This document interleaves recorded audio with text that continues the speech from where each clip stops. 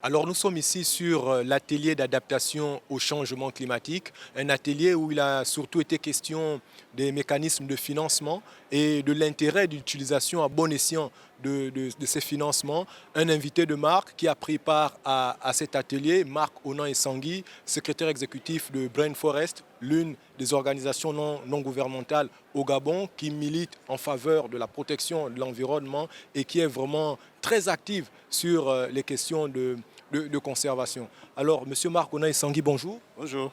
Vous avez donc pris part à cet atelier. Qu'est-ce qu'on peut retenir? Ce qu'on peut retenir, c'est que nous sommes toujours, je parle de l'Afrique, hein, nous sommes toujours en train de tendre la main à l'international pour résoudre les problèmes locaux. Moi, c'est ce que je déplore. Parce que quand on parle d'adaptation et quand on parle de financement, on a toujours tendance à penser que nous n'avons pas d'efforts personnels en termes de pays africains de mobiliser des fonds afin de résoudre nos propres problèmes.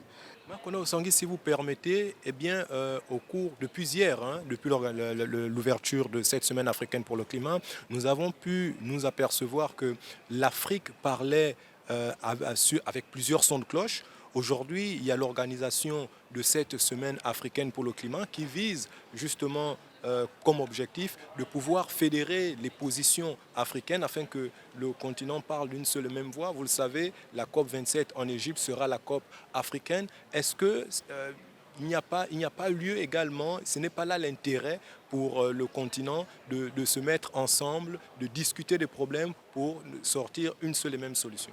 Exactement, mais comme la COP va se dérouler en Afrique, peut-être pour une première fois, il faut que l'Afrique pose sur la table sa propre contribution au lieu d'attendre que les pays occidentaux, les grandes puissances, puissent répondre aux objectifs, disons, aux besoins de l'Afrique. Parce qu'il faut partir du principe que les ressources énergétiques que le monde entier recherche, ce sont les pays africains qui en détiennent. En termes même de forêt, le deuxième poumon africain, en termes de biodiversité, c'est en Afrique. Et les sérieux problèmes climatiques que nous connaissons, sécheresse, inondations et déforestation, c'est en Afrique.